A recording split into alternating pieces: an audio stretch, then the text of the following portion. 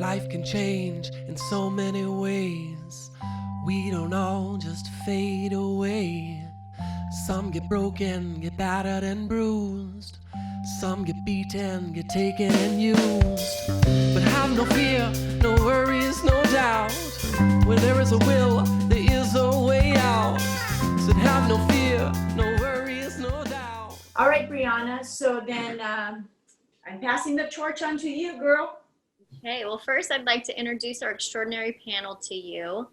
Panelists, when I call on you, please introduce yourself, include your profession or a passion that you're involved in, or both, and how you got involved in the Rouse Riders Foundation or the disabled community. So let's go ahead and introduce our panelists, and let's start with Maria Rabaino. Why don't you go ahead and say hello to everybody? My name is Maria Rabaino, and I am a member of the Rolettes Wheelchair Dance Team. We are an all-women's wheelchair dance team in LA, and usually we travel all around the world to empower women with disabilities to live boundlessly, and we try to shift the world's view on us through dance. Of course, things have changed a little differently because of everything going on, but we're honestly more connected than we have ever been before. We have been able to host girls' nights via Zoom. We're having our Rolettes experience completely virtual, where we're going to teach dance classes, fitness classes, a whole bunch of other amazing guest speakers will be attending to share their stories and just kind of teach women with disabilities how to be, empowering, how to be themselves, how to be the person they want and deserve to be. And we're really looking forward to that. Personally, for me, I have been able to spend this time learning to become a certified personal trainer because my other passion in life is to make health and fitness more accessible for people with disabilities. And I am almost done getting that certification. It is going to be happening next month, and all the big goals in my life will start coming true for that. Thank you, Maria. It's good to see your face. All right, let's go ahead and have Marcy. Marcy, can you go ahead and unmute yourself and introduce yourself to the audience? Hi, my name is Marcy Lavette. I'm the treasurer with Rouse Riders Foundation. I'm also an accountant, model, actress. I'm on the board of directors with Dale McIntosh Center. I'm the president. I'm a disability advocate, and I want to be the voice for the disabled that aren't able to represent and speak for themselves. The way I became involved with Rouse Riders Foundation was when John Box was president, and he reached out to me when Gerard was retiring as the treasurer, and it's been passed on to me since then. Wonderful. Thank you, Marcy. Okay, next let's hear from Anthony Orvice. Welcome. Well, thank you guys again for inviting me. Anthony Orvice. I am a part owner, or actually I am the owner of Really Medical Supply. I do sell real estate for eXp Realty. And I've been in this disabled community for 26 years. I've been hurt. So, and I feel lucky because I was able to meet Myra and Ralph right at the first Abilities Expo that I ever went to 26 years ago. And that's where, whenever Myra started Ralph's Riders, she pulled me aside and said, "Would you like to be a part of it?" And I said, "Oh my gosh, whatever I can do to give back." So I feel blessed because my passion is to meet the new spinal cord injuries. And I know they're sad, their life has been changed.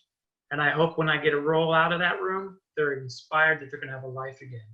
No one knows the outcome of this, and I'm not going to blow smoke to them, but I'm going to tell them that, you know what, worst case scenario, you got a second chance. There's so many tools out there to have us be productive.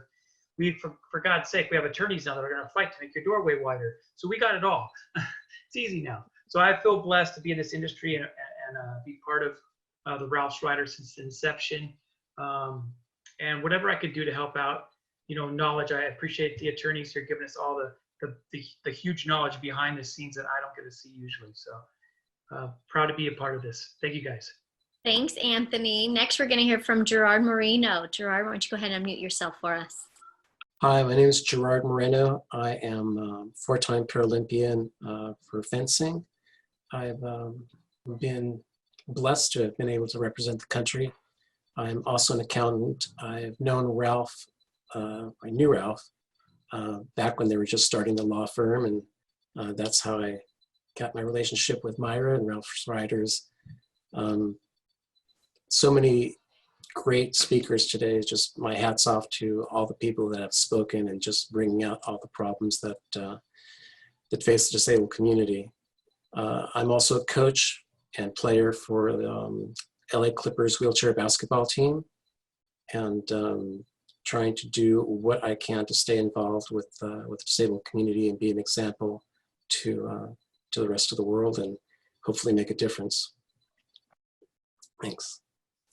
Thank you, Gerard. Next, we're going to hear from Carlos. Carlos, can you come say hi to us? Hi, my name is Carlos Benavides. I'm what you call a strong advocate for people with disabilities. I belong to a couple of the organizations that Greg had mentioned earlier. I'm co-chair of the Patient Advisory Council at Rancho Los Amigos. I was blessed to be chair of Ralph's Riders. That's how I met Myra. And, I met Myra a long time ago, but, I've been blessed to be part of her organization. I'm also president of the Los Angeles County Commission on Disabilities. I'm an artist over at Rancho Los Amigos, and I do a lot of public speaking at different places. All right, Irma, why don't you go ahead and introduce yourself? So I just wanted to thank everyone for sharing our passion, which is, I wanted to jump in on all these discussions, and I wanted to just take it in and just say, yes, I echo those sentiments. I'm the founder of Familia Unida, Living with Multiple Sclerosis, also known as Familia Unida. And I founded it after my diagnosis of multiple sclerosis. And at one point I was in a wheelchair and told I would never walk again. And thankfully I'm walking now, and Familia Unida has evolved to serve not just persons with MS, but people with all kinds of disabilities. And so how did I get into this movement is just firsthand feeling the discrimination, the disparities of health, the isolation.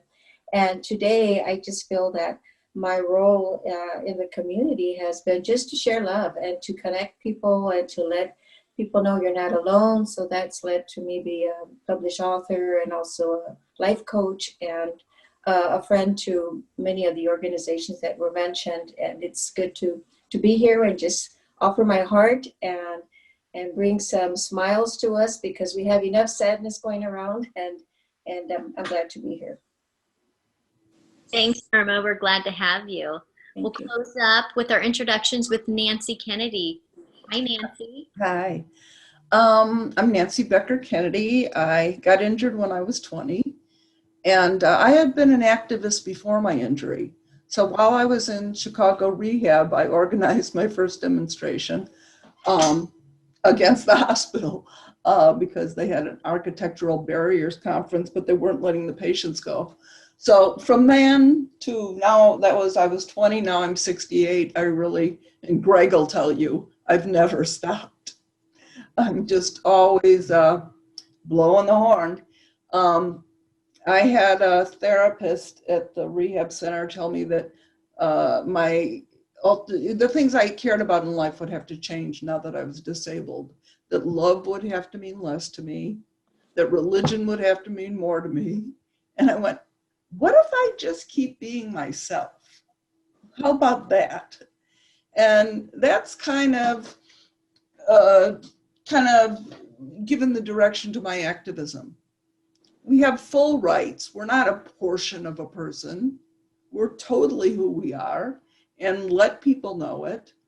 And my first job was at Rancho Los Amigos Hospital, where I saw handsome young stud, Greg Thompson, who I peer counseled. Then I went from there to being a news and public affairs producer at KCET Television. And after that, I got involved in the arts and disability. I was in a program called Tell Them I'm a Mermaid out of the Mark Taper Forum.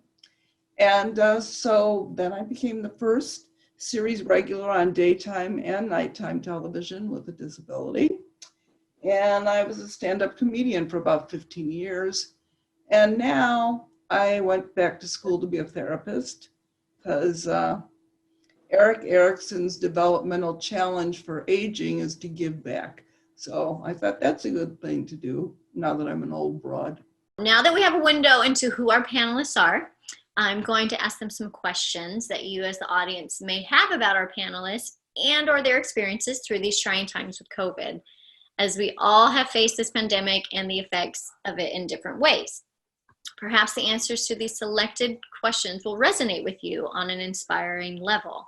Now, by saying that, this is where I include a disclaimer.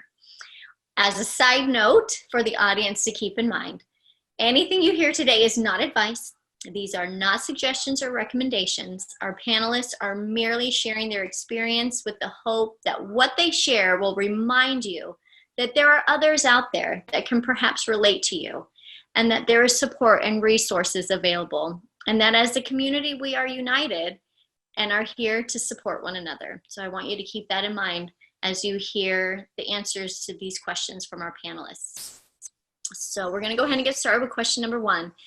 And we all have different abilities and are at different stages of our life. For example, I have 2 school-age children that were thrown into a new way of learning and education that became my focus 24 hours a day. Everything in my life took a back seat when this pandemic hit, and my sole focus was my family, keeping my husband and children in a stress-free environment as much as possible.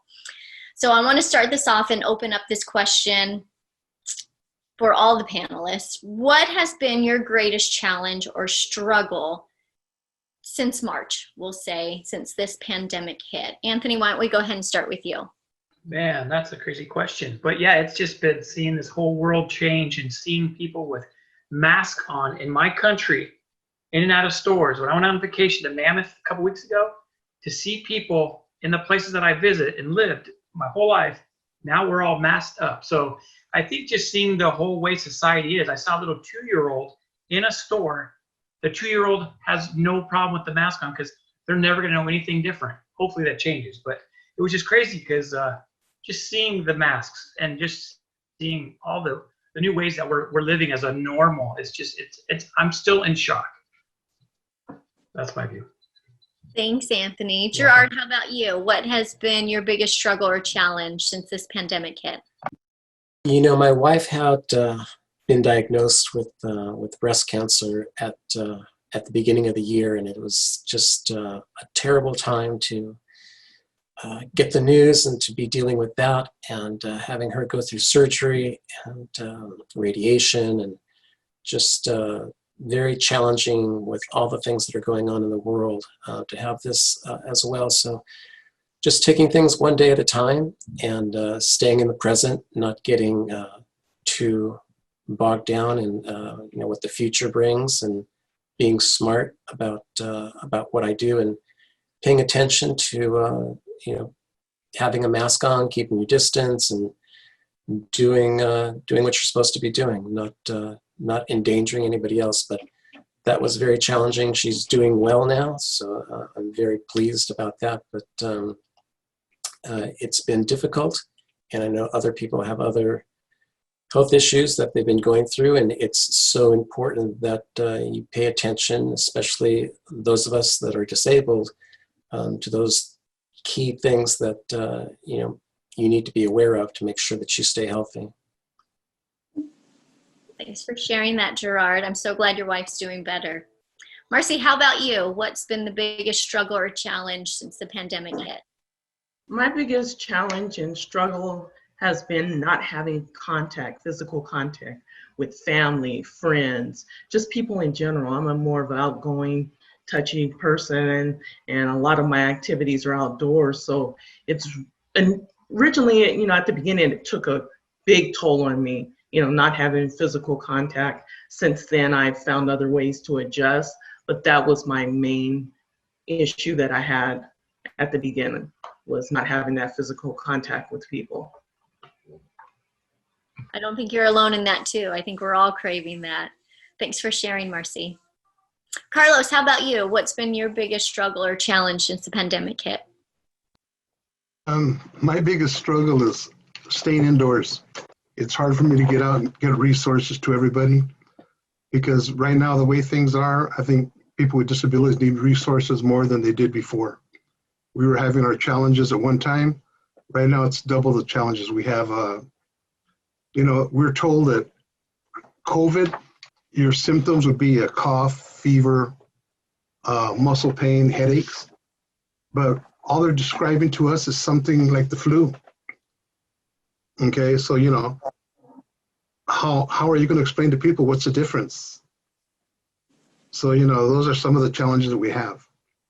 Okay, and I know there's a lot of people need a lot of things, and I feel bad myself because I really can't reach them. Even though I do a lot of meetings, I'm online maybe about 14 hours a day, but I still feel like I'm lacking something by not being able to get out there. Hear that? Thank you, Carlos. Irma, how about you? Same question. I think the biggest challenge when this started and it keeps getting compounded is I knew before that the people we serve living with disabilities are the first that I see are being discriminated against, and health disparities are bad.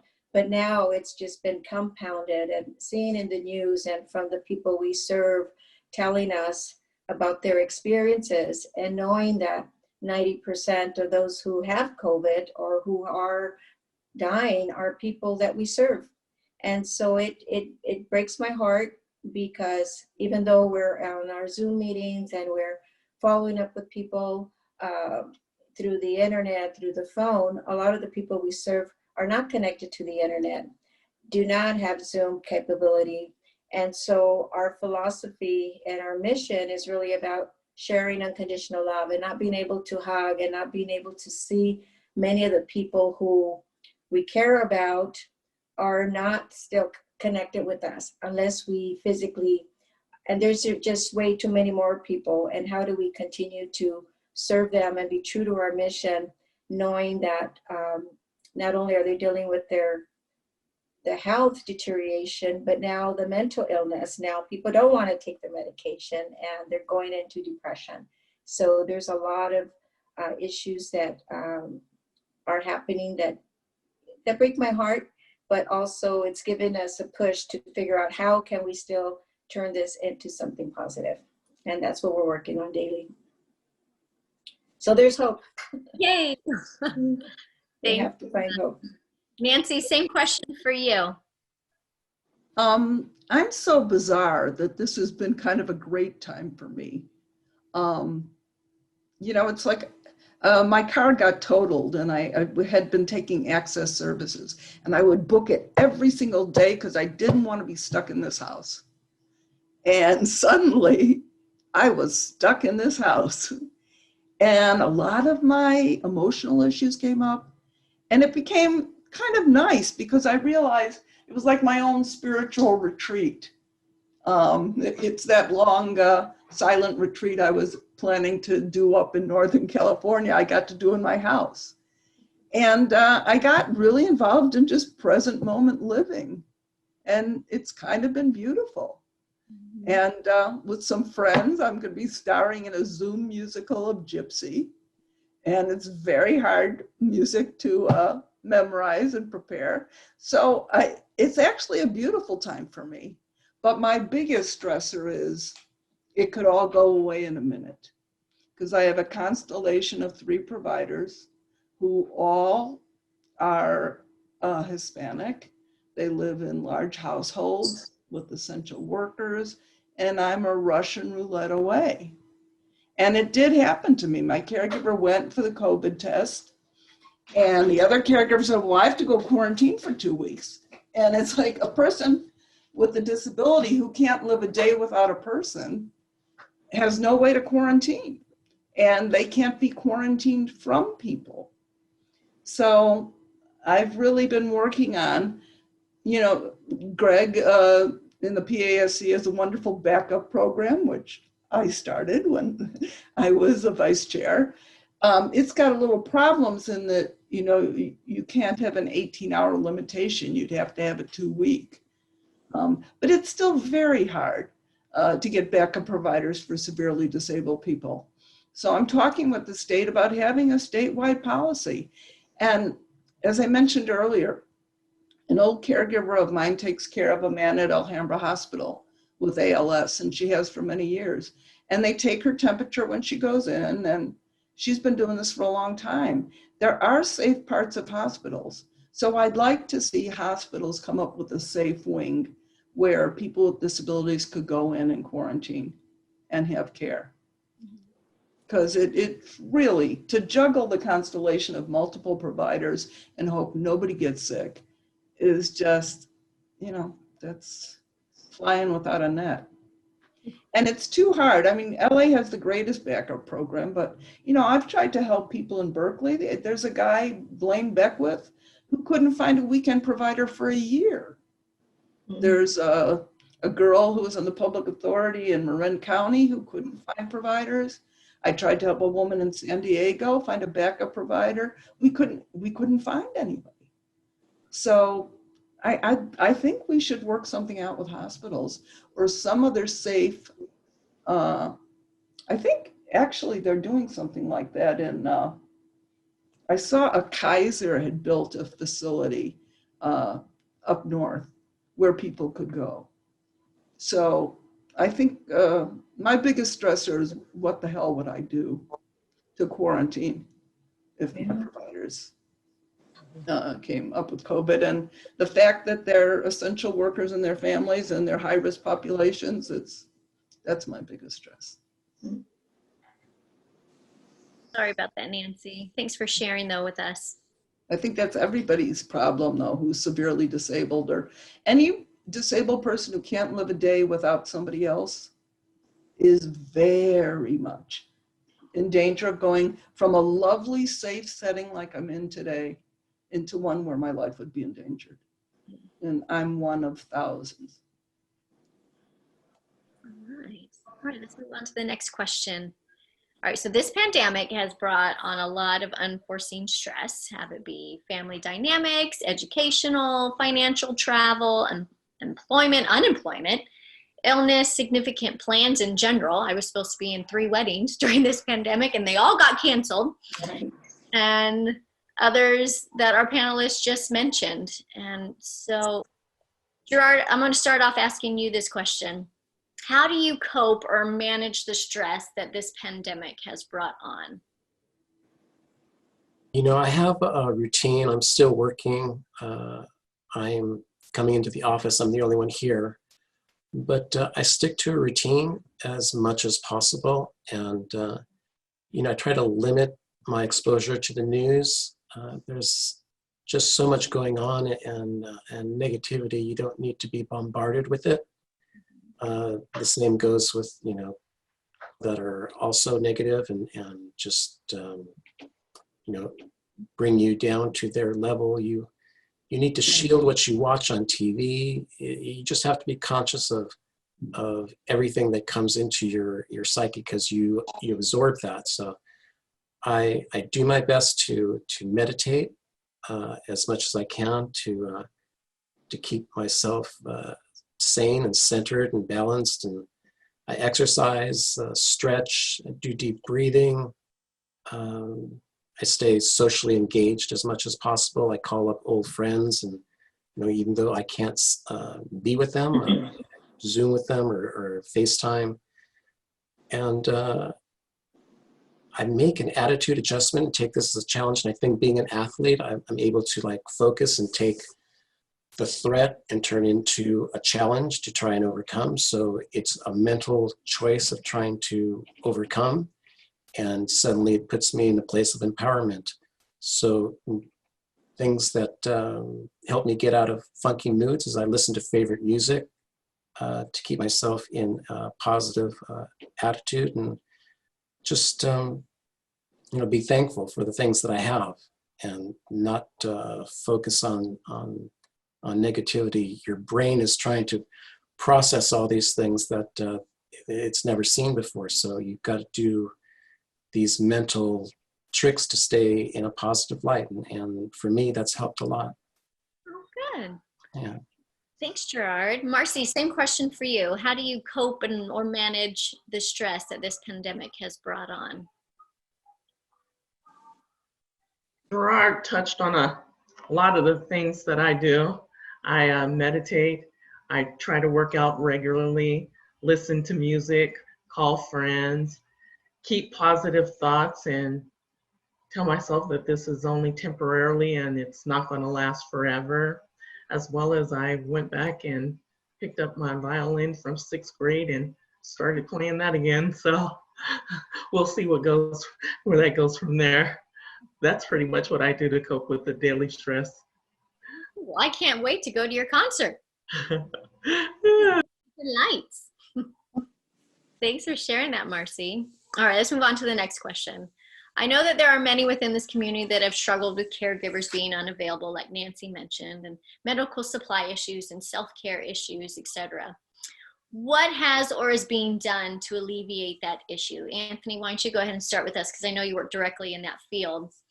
What has or is being done to alleviate the issue?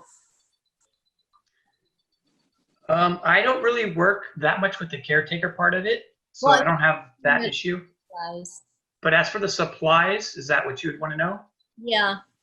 I am seeing problems getting gloves, and now it's trickled finally to catheters, because some of these catheters come with gloves in them.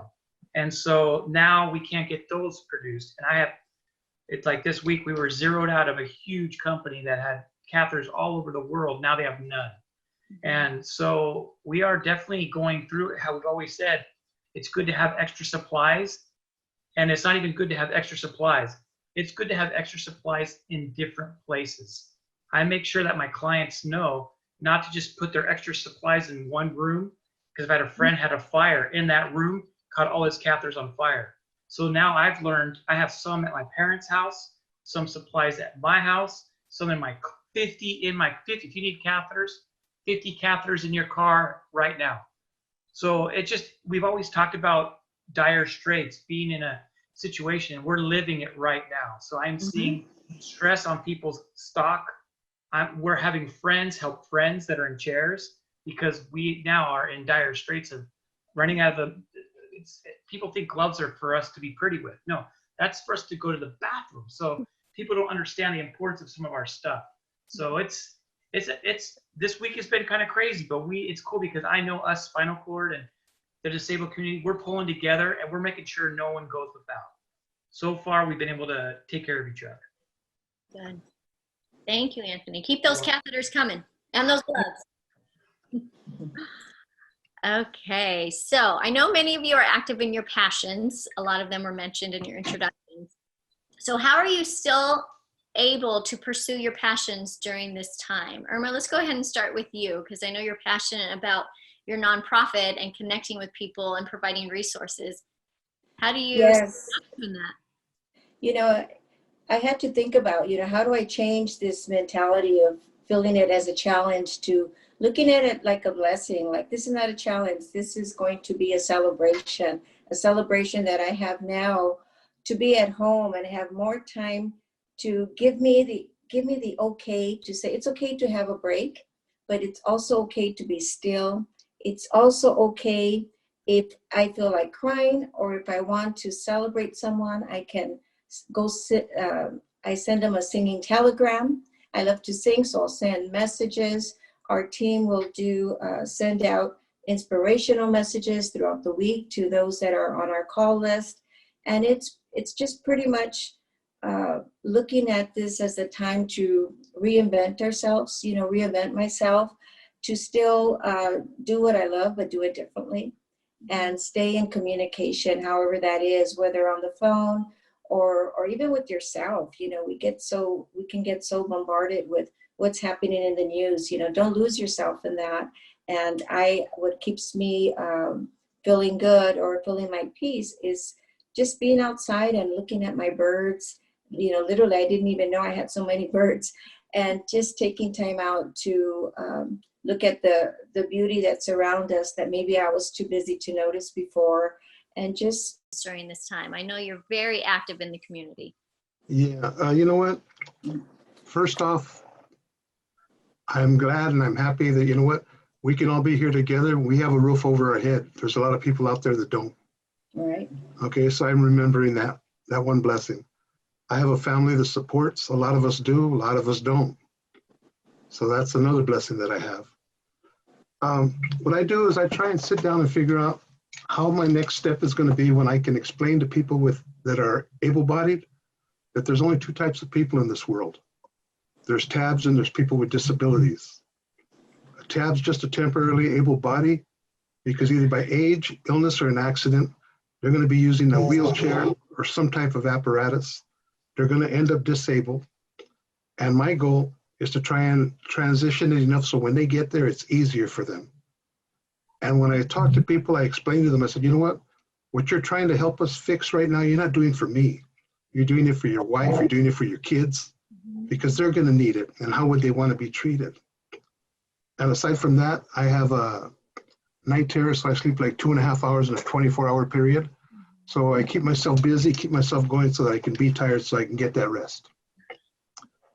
And always remember, just because you feel like you're the one that's disabled and you're the one that's suffering, it's not just you, it's your whole family behind you.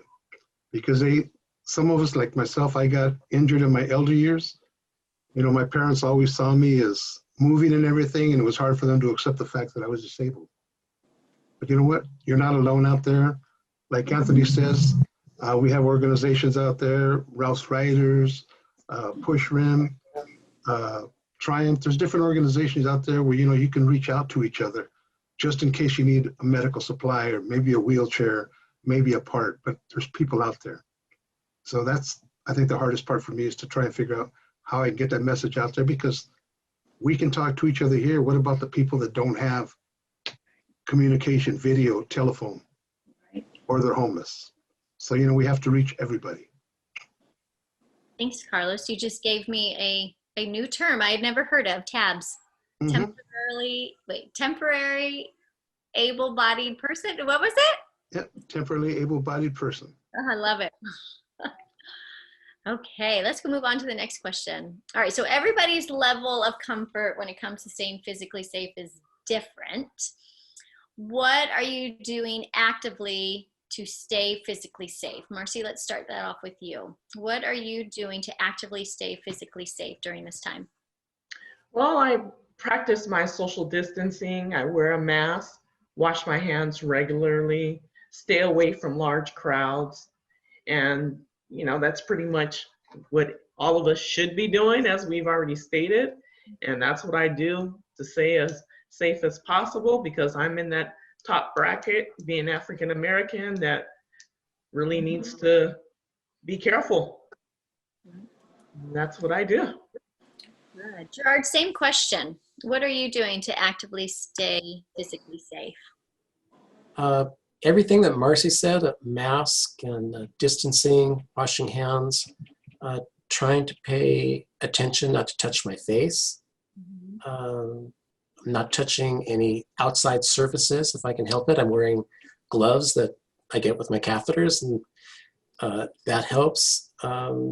Staying active, even if it just means like pushing around the block, just to keep myself in decent shape and keep the blood flowing.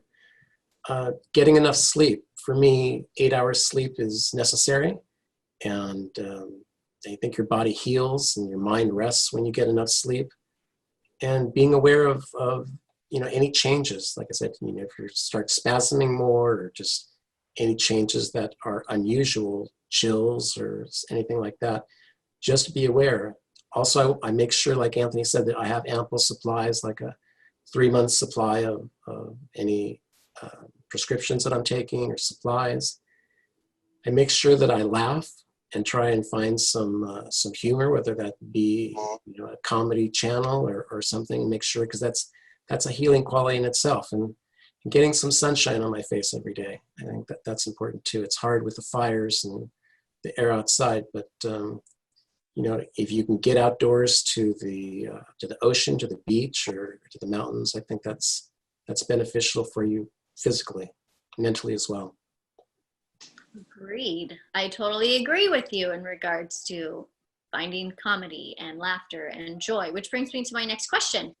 Since I am a firm believer that laughter is the best medicine during overwhelming times, my question is, what keeps your spirits up, or what has brought you joy during this pandemic time? Nancy, let's start off with you, because I know you're a funny lady. You have some experience in comedy. Enlighten us with some humor. Well, as a breast cancer survivor, I always believed that chemotherapy is the best medicine. But if I had I would not just only take laughter. But so what was the question again? What keeps your spirits up? What brings you joy during this time? I told you I'm very bizarre. I'm having a wonderful time. I'm doing a bucket list wish. I have a lot of my friends are all comedians and actors like I am. And we have a thing called the Drama Club, where we've always had this, where you take a play that you might not get cast in for one reason or another, and we all do that play. So I have always had a thing for the play Gypsy. So now me and my friends, we're all putting on a Zoom production, and I'm working at my theater company to get coached on, you know, it was crazy. I mean, I'm picking apart Patti LuPone did. So it's nice, it's fun. And then there's, you know, Netflix, and there's watching Showtime, and there's audible.com. And, you know, I think for disabled people, it's a marvelous time in a way, because there are more places I can get to by Zoom. Like there's comedy stuff online. And I'm reaching out to old friends who I never did before. And I think a nice thing that's going on now too is that people are talking on the phone more. You know, before they were so busy texting and running around, but I'm having conversations like I had with my girlfriends when I was like 25. Marcy, you're shaking your head a little. Are you finding that? People have time to actually have conversations on the phone.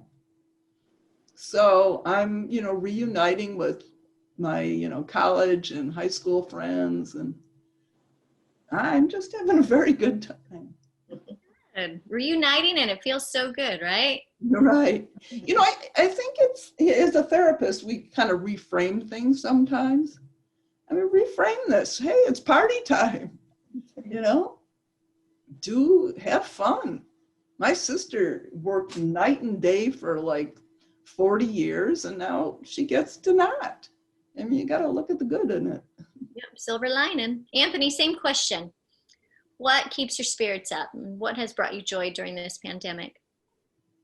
It's funny, I'm not a comedian, but I'm kind of like Nancy. I have taken so much good out of this. I'm not driving my truck 2,500 miles a month, which I thought, I love driving. I love seeing different spots. And these Zoom calls, I'll do another meeting in Santa Barbara today and in LA. And it's like, this is better than having a helicopter. I save so much money. Like we said, this is great for disabled. All the malls and all the stores, they're making it wider and more space, make more for us. You know, I don't know. I'm trying to take the good out of this craziness because it's still so crazy. And I am seeing it benefiting us. I went to get my oil changed a couple weeks ago, and the guy said, don't worry, you don't need to get out of your car because we can't get in your car anymore. So just stay in your car. So I'm like, this is getting easier and easier for disabled. I hate to say COVID on everybody, but it's making this world a lot easier for us. So I am definitely seeing a lot of bonuses for us, you know, staying distanced apart and making, I think all us disabled people, we've already had to be extra clean because of catheters and things that we've lived like. And now the world is getting cleaner. And I think we're going to see some hopefully good things come out of this, where we might not even have the flu next month because we're all so paranoid of going out. We might just have this. I don't know. So I've seen a lot of good come out of us, just being like able to network like this. And thank God for technology, you know. Right. I know my only regret, it wasn't that I didn't have enough toilet paper. It was that I did not invest in Zoom. I did. Oh, good for you. You're going to be rolling in the money. Amazon. That's my best one so far. All right, let's move on to the next question. All right, so these last 6-7 months has brought on a lot of self-reflection. What has this time during the pandemic taught you? Irma, let's go ahead and start with you. What has this time during the pandemic taught you? It's just reinforced the family, you know, the importance of family, and to just keep doing what you love to do, no matter what's happening in the world. We can choose to be happy. We can choose that by doing something that feels good, you know. And I think if we get caught up with so much negativity, it can take us away. So again, it's just feeling it's taught me the importance of just being okay with being still and enjoying this moment and finding like the blessings that are happening because of that, like the air quality. People are being more respectful to people in wheelchairs or people with disabilities. And why do I say that is because they're starting to see, wow, my life can change in an instant. This COVID can take someone, anyone, it doesn't matter, you know, what age or who we are, and anyone can be ill. So I think it's bringing more compassion to our society, and we can choose to keep sharing that more, and making those phone calls to our friends, and taking time to write those letters to people we haven't talked to in a while. And it feels like I have extra hours, extra time to feel okay with taking my time and not feeling rushed with the world, and putting my own time clock and just doing what I'm enjoying. So that feels good. Thanks, Irma. A lot of my friends talk on social media about, oh, I just have all this free time and time to slow down and I can do this and do these hobbies and pursue these interests. And I'm like, hobbies? What are those? I have 2 little kids at home. Are you kidding? Books? I just shop the children's section these days. Yeah, I don't know what hobbies are anymore. But going back, so Marcy, same question. What have you learned? What has this pandemic taught you?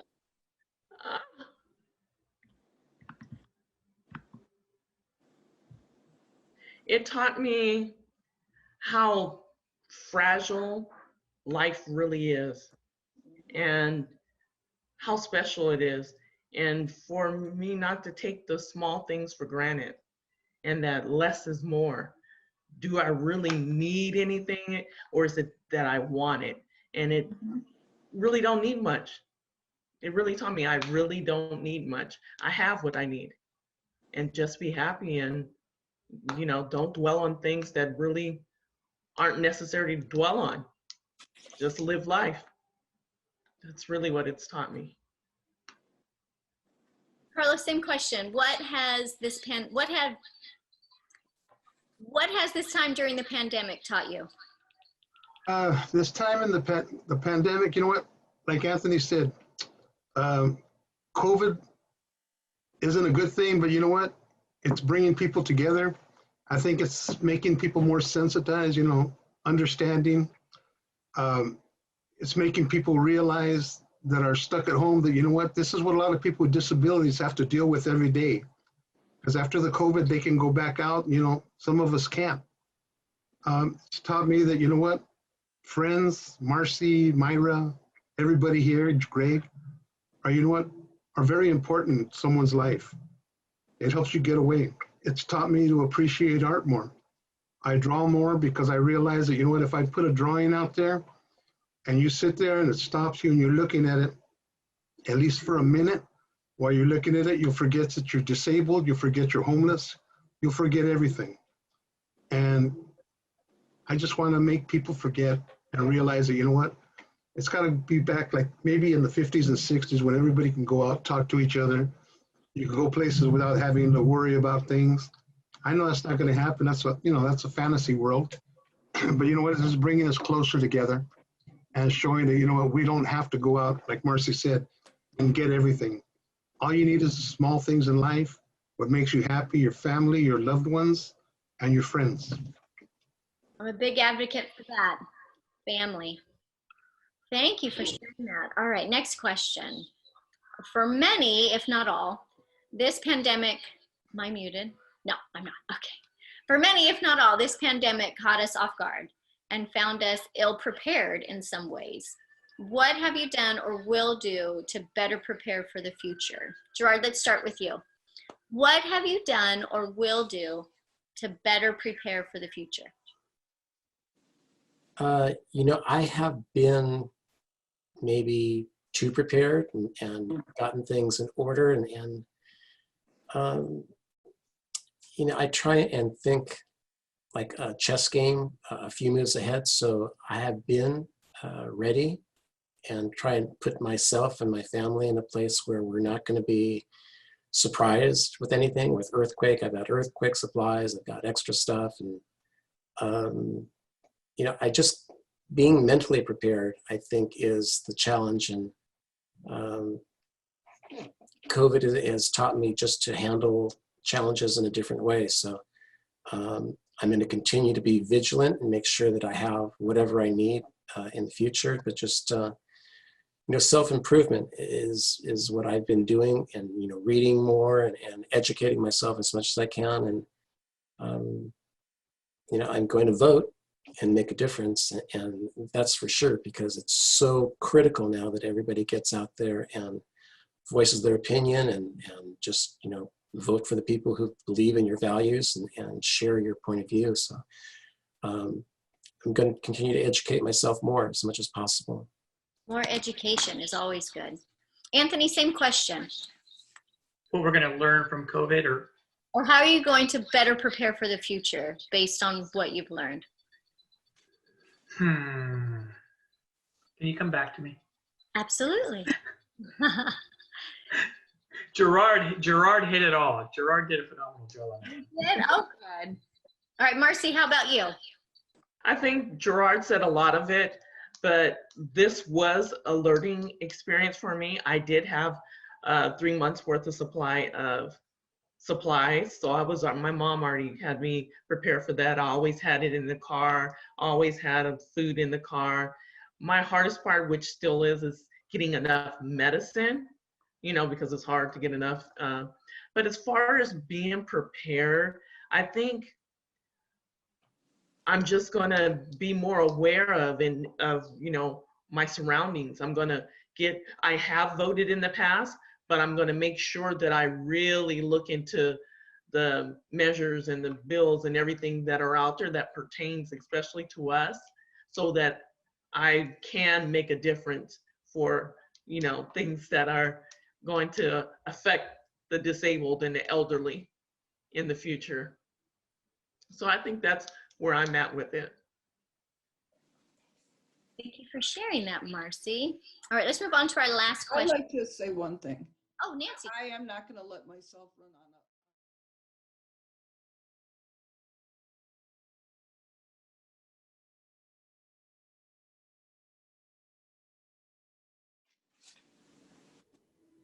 If I could say one thing, if you don't mind. Can you hear me, Brianna? Okay. Please, Carlos. Yeah, what I would like to say is a previous question that you had, what makes me happy? Okay, what makes me happy is what I saw a few minutes ago, Shane and yourself with your kids coming up to you. You know, that makes me happy because I'm looking at the future. And I'm looking at people that take care of, you know, that are gonna help protect the future. That and family, that's all that really matters. And friends, like I said. But go ahead to your next question. I just wanted to share that with you because I saw both kids. What a beautiful little Yes. doll. You say hi? Yeah. Okay. Yeah, they can see you. You say Oh, how precious. Oh, okay.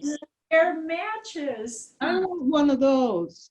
I know my only regret with her is that she wasn't a twin. Oh, Love it. lovely. All right, so my last question, and it is open for everybody that is open to sharing, and it's, there are some listening to this panel that are seeking some comfort or inspiration. And if you could speak directly to them, what would you say?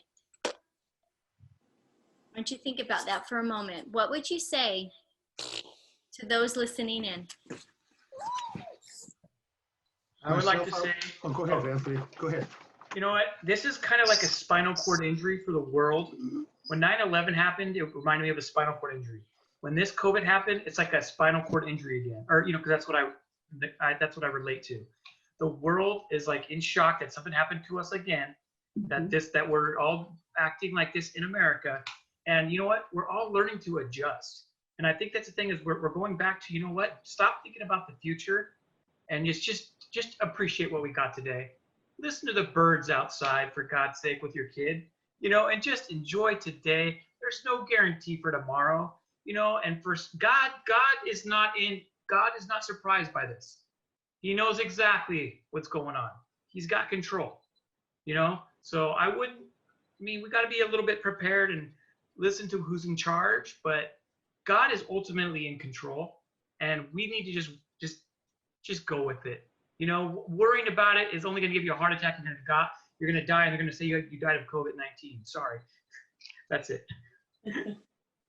Okay. Anyone else wants to share? I know, Carlos, you had something. Go ahead. Yeah.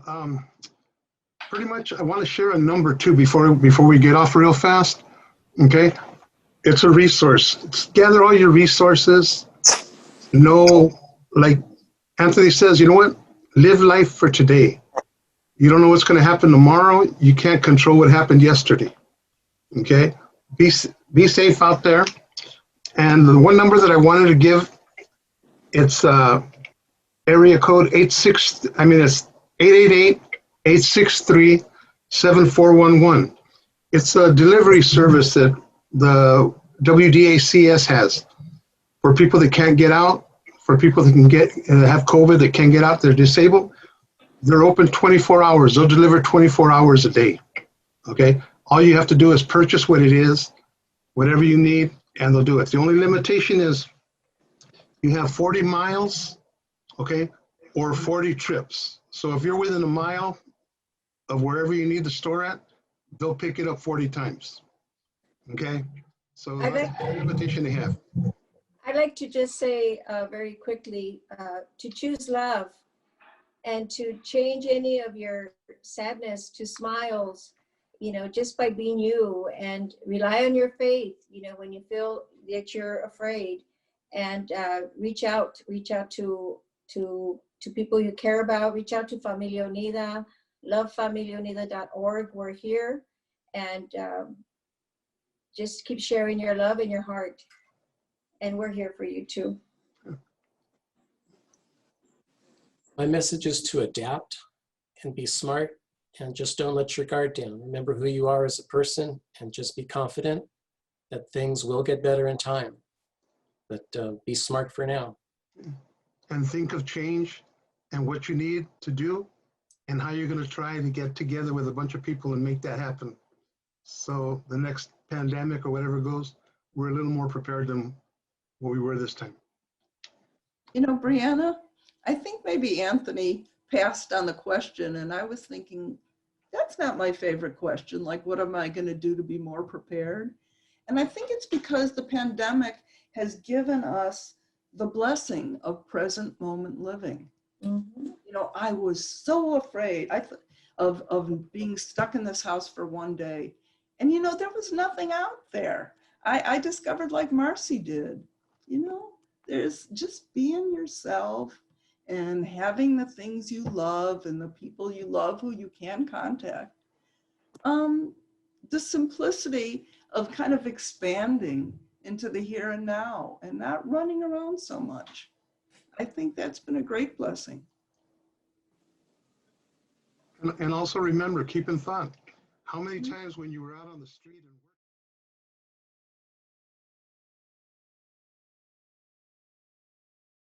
sometimes we have to watch what we ask for, you know? Yeah, right. Your lips to God's ears. Yeah. All right. Does But anyone? thank you for having this. I really appreciate it, Myra and Brianna, and Yeah. everybody here. Was a little enlightening, Greg and everybody else. Thank you. And thanks for being my friends. All right, Myra, do you want to go ahead and I close? just say thank you from the bottom of my heart. I mean, this was lovely.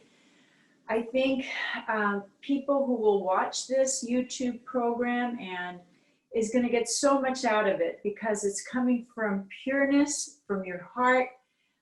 You're giving a lot of information. We've given a lot of information. I mean, from the law to just your very personal, deepest thoughts. That is such a beautiful combination.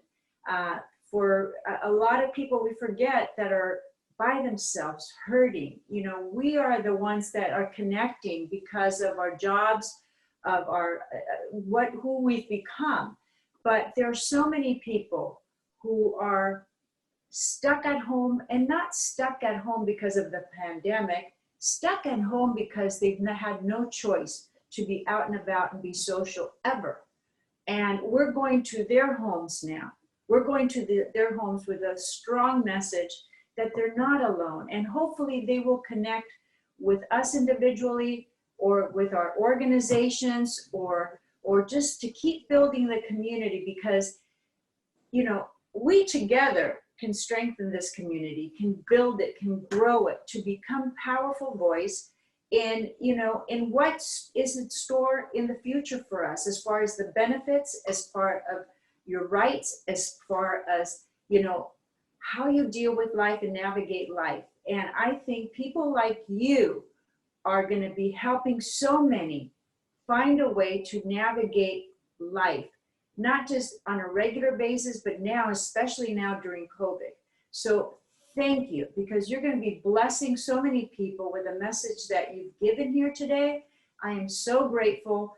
And I am so grateful, like Carlos says, that you're all my friends and that we are in here doing this together. And I hope that there's going to be many of these in the future and that you will be involved. And also for more information, reach out to Sonia, okay, over at the Wellness Center at Rancho. There's a lot of information you can get there. And you know, we're going to do a proper thank you later, but I mean, Rancho Los Amigos, the Rancho Research Institute, the Don Canabi Wellness Center, and Sonia have been instrumental in allowing this to happen, you know, and reaching out to us to help put this together, because that's what Rancho is all about. They spread the love that Irma's talking about. They really take care of not just their people, their patients, past patients, inpatients, but our community. And so thank you, Rancho. Thank you, everybody involved in Rancho. And thank you, each one of you. And Brianna, you rock. So Maria, it is just so amazing and so exciting that you have been working on your personal training certification. And that is just an incredible milestone to complete. And so how has your personal training certification been going? And what are your plans when you are officially certified? Thank you. I'm really excited. I'm almost done studying, but it's been going really well. And honestly, COVID is what has made it a little bit easier because I'm not working as much. So I have a lot more free time to actually put my head down and study and get everything taken care of. I feel so much more prepared than I did at the start of this year. And that's because I've had a little bit more free time. But my plans afterwards are going to be absolutely phenomenal. I'm going to start out with private Zoom lessons and work out with people and kind of give them guidance on what they can do every day to live just a little bit of healthier and happier lives. But my ultimate goal is to make health and fitness more accessible. So I'll be doing a lot of other work, like try to talk with doctors, try to talk with other personal trainers to kind of find a way to create guidelines or like a structure for how to train disabled people, because a lot of us are confused. When I first started my personal fitness journey, I had a hard time finding workouts that worked for me. If I looked up adaptive workouts, it was somebody sitting in a chair doing bicep curls, which is great, but there's so much more to us than bicep curls. And if I looked up workouts by somebody who wasn't disabled, it was a bunch of impossible moves that I couldn't do. So finding kind of the structure, finding the middleman on how somebody with a disability can live a healthier and happier life. Amazing. And so what actually got you interested in fitness? And is that one of the reasons that you joined the Rolettes? Yeah. So I got into fitness in the start of 2017, and I mainly got into fitness because I was unhappy with my life. And I realized that I was happiest when I was doing something active, when I was doing a lot of movement, and when I was busy. So whenever I was home and I wasn't moving around a lot, I kind of had a hard time, you know, with depression.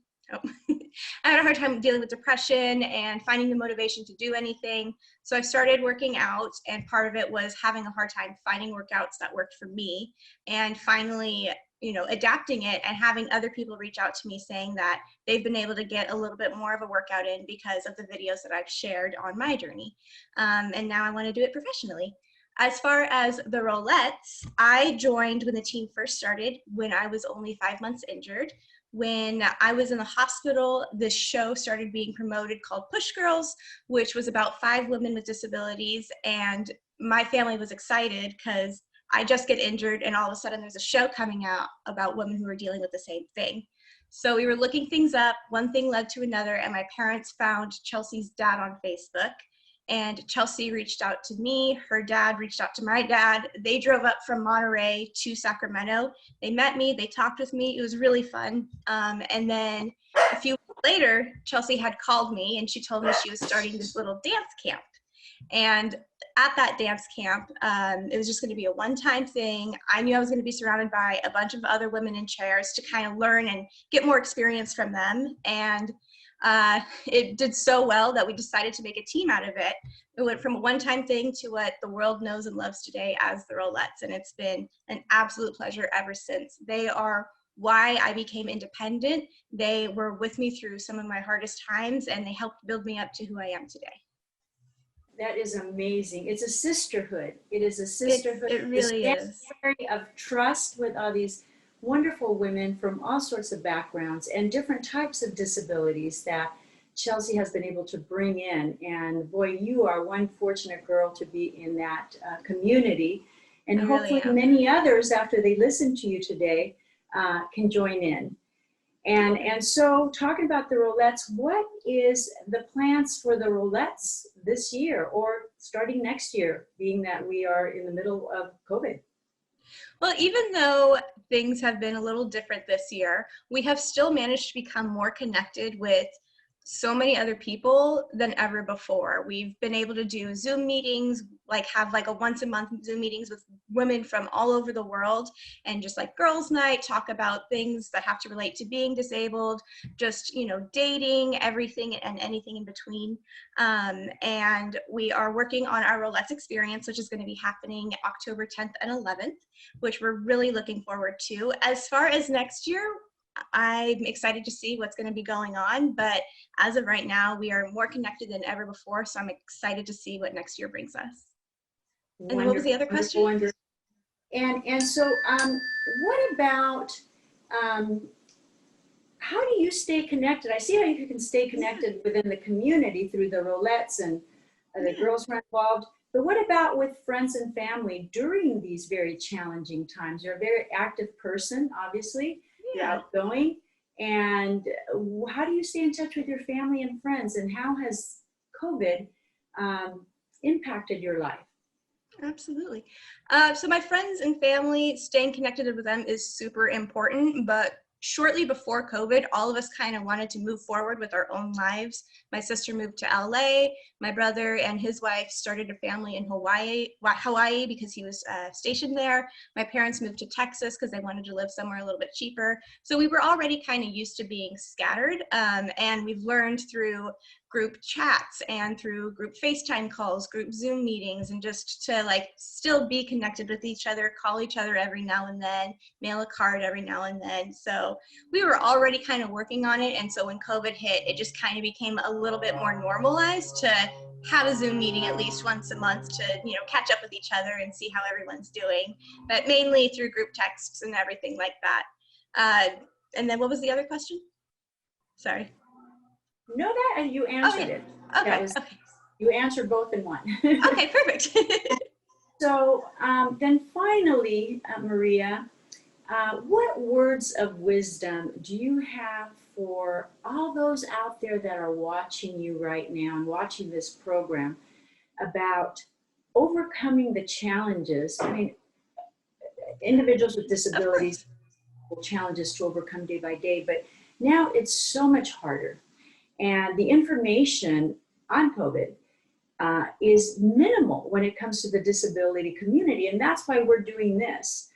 So what would be your words of wisdom to people who are watching about how to get through this period, how to make the most of it, how to self-reflect to grow from this period based upon your experience?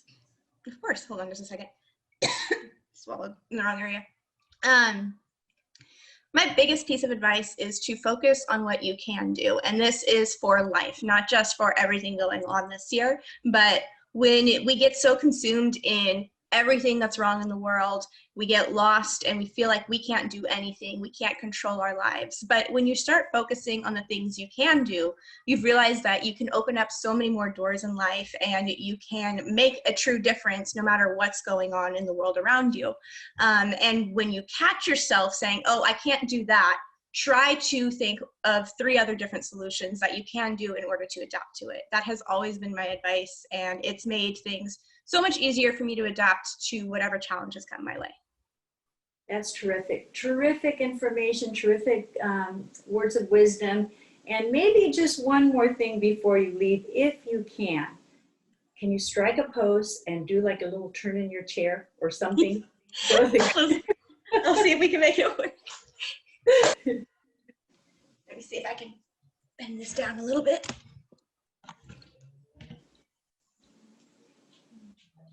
All right. Bravo, bravo. Thank you, Maria. Thank you so much. And good luck with your certification. Good luck with the roulettes. And when you get certified, please let us know. And Thank you. Okay? Thank you so much. All right. Take good care of yourself. Bye. So Tommy, let's go ahead and hear from you. My name is Tommy Hollenstein.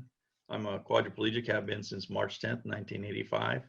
You know, I've been very fortunate, been very involved with the disabled community since that point. I was involved with the American Paralysis Project for 20 years, raising money for spinal cord research. And I went to work for Research Medical, working for Bobby Ant. Got into the medical field, working, you know, selling wheelchair accessible vans and medical supplies for quite a few years. And then for the last 20 years, I've been painting. I'm an artist. You can see one of the paintings behind me there. I paint with the tires in my wheelchair. But, you know, and then I'm also very involved with the Rouse Riders, which is an organization that deals with spinal cord injury, as well as, you know, I helped start one of the founders of the Land Meet Sea Sports Camp that's been going on for 25 years down in Long Beach, the Marine Stadium. Unfortunately, because of the pandemic this year, we had to skip a year. But, you know, I've been very fortunate. I've got a canine companion service dog. This is my 3rd service dog. So I've been involved and a board member with them for the last 27 years. And then another organization called Triumph Foundation, where we work with people with spinal cord injuries as well. So Tommy, we have all different abilities and are at different stages of our life. For example, I have 2 school-age children that were thrown into a new way of learning and education, and that became my focus 24 hours a day. Everything in my life took a back seat with when this pandemic hit. And let me tell you, keeping my husband and children in a stress-free environment, it was not always possible, but I tried my hardest. It was definitely a challenge. So my question for you is, what has been your greatest challenge or struggle since this pandemic hit? I mean, it's just readjusting to a whole new life. I mean, like I said, you know, I was out there every weekend going to art shows, going to art galleries, art receptions, staying very involved in the art community. All of that stuff shut down. I mean, I've got a show at a museum up in Oxnard right now that opened up in February, was supposed to run through April. And obviously the art's still on the walls, but nobody's allowed to see it. You know, but fortunately I've got my studio at my house here, so I am able to paint every day. You know, my backyard's pretty well set up. It's everything. I live in my own house. It's all very accessible. So thank God, you know, I mean, I've got everything I need here. You know, I barbecue almost every day. Today I had a steak on the barbecue and some grilled corn, and, you know, I set up an exercise unit in my backyard with some pulley weights and stuff like that, so I can stay exercising. You know, I've got my service dog. You know, I put my mask on, take my dog for a walk 3-4 times a day, and just really readjusting. I mean, a slower pace of life. I mean, you know, and it's kind of tough because you're not out there in the disabled community reaching out to new people like we were, you know, on a weekly basis.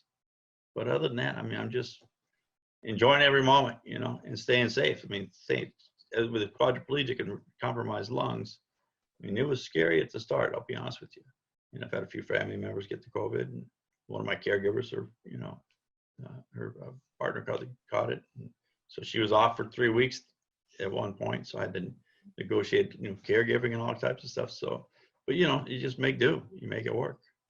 Yeah, that's kind of how we roll, is that I know the coin term, a new normal, is in everyone's vocabulary, but I think for those in the disabled community, we live by new normal. Correct, absolutely. Understand new normal. So you brought up your caregivers, how your caregiver was out. How do you handle that struggle with caregivers being unavailable? Like, what is being done for you to alleviate that stress?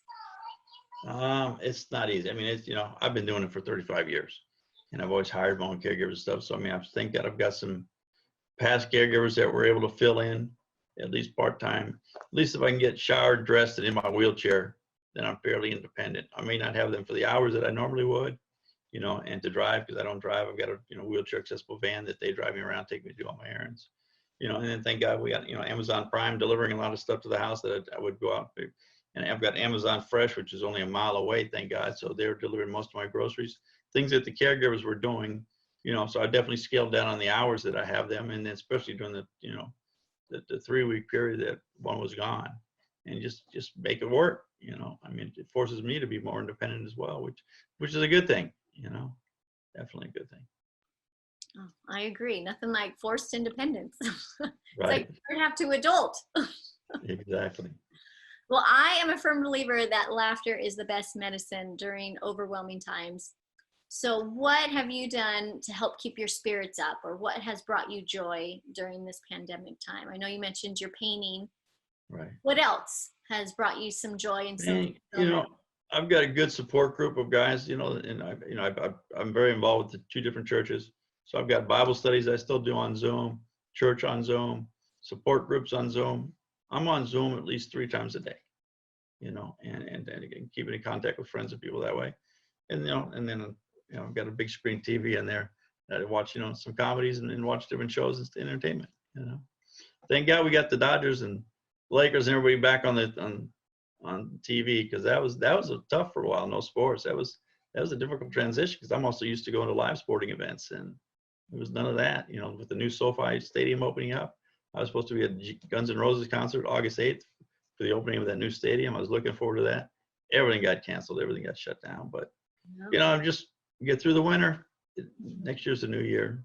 We'll all have a whole different change of lifestyle and get back to somewhat of an old normal, with modifications. Mm-hmm. Old normal. I don't want new normal. I want old normal. Yeah.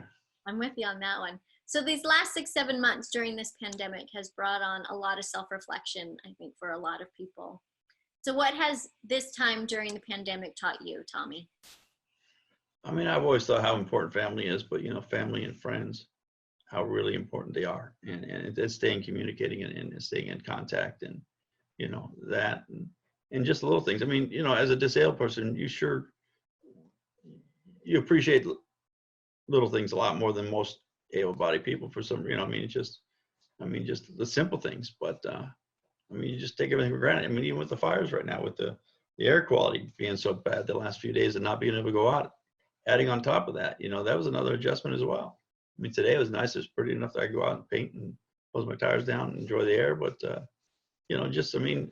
just appreciating everything even more than I already had, and even a ride to the beach. I mean, I have taken a couple rides up the coast as well, which has made a big, huge difference, up to Santa Barbara, up to Rincon. I love going up past my old surfing spots and all that. Mm-hmm. So, I am able to still do that type of stuff and stay safe. All right, when the surf's good, go ride them. Yeah. So for many, if not all, this pandemic has caught us off guard and found us ill-prepared in some ways. And I think for the disabled community, in many, many ways. So what have you done or will do better to prepare for the future in your position? Tommy, let's go with you. I mean, I make sure all of my medical supplies are backed up, more than normal. I've got, just like everybody, I went crazy with the cleaning supplies and toilet paper and paper towels and stuff like that, water. But I've always stayed up on top of it because, Southern California, the chance of an earthquake coming is great. And I don't want to be unprepared for that. So I was already semi-prepared for the beginning of this, and I just stayed stocked up on my supplies. Like I said, I'm very blessed. I live in my own house, I've got plenty of places to keep stuff. I've got backups of wheelchairs, everything else, and plenty of backup dog food, So, got to keep my dog at the top of the list as well. Well, at least you have your canine to keep you some company. Absolutely. Yeah. All right, final question, which is open to all the panelists. And there are some listening to this panel seeking some comfort or inspiration during this time, as many, many have struggled. So Tommy, what would you say to them? Well, I mean, definitely try to rely on your good friends, you know. Hopefully you build on those friendships that you had. You know, if you go to church, get more involved. I mean, there's plenty of stuff going on Zoom right now with the churches that bring, you know, and I mean, you know, without God in my life, I'd be nothing, you know. So, I mean, that's where my big inspiration comes from, my big, you know, motivation, my power and my strength comes from. So I'm able to still stay involved with all my church friends and church people and, you know, and all my DSL friends, my able-bodied friends, you know, and I still just try to enjoy life. I mean, and thank God, like I said, I'm able to paint every day. So that's a big release for me. You know, if you don't have a hobby, try to find a hobby, some sort of hobby, something that brings you motivation that you look forward to doing on a daily basis. You know, something that, like, you know, every time I'm working on a painting, I want to see progression. So I'm thinking about that the next night when I'm going to bed. Okay, what am I going to add to that painting? What am I going to add to the sculpture? What am I going to, you know, and give yourself something to look forward to. Tommy, you are a true example of finding faith and joy in any circumstance. So thank you so much for being here today and being part of this panel and answering these questions for our audience. And it's my hope, as well as the hope of Los Rancho Amigos, that all the questions and answers that they were able to hear today struck a chord with them, and it was able to inspire them and motivate them and during these uncertain times. So thank you very much, Tommy, for being here. We really appreciate it. Well, thank you for having me to be a part of it. I appreciate it. All right, do you have any final words you want to say before we end? No, just enjoy every moment. Have a great day today. Do Great. something fun. Pick up a phone, call somebody you haven't called in a while, and bring them a smile. Yeah. What was the phone company that said reach out and touch someone? Oh yeah, that's true. That's right. Reach out and touch someone through technology. There you go. Social distancing. Well, thank you, Tommy. I really appreciate it. Thank you. Even when the road gets rough, ride on. Even when the times get tough, ride on. Accidents and miracles happen every day. Some call it circumstance.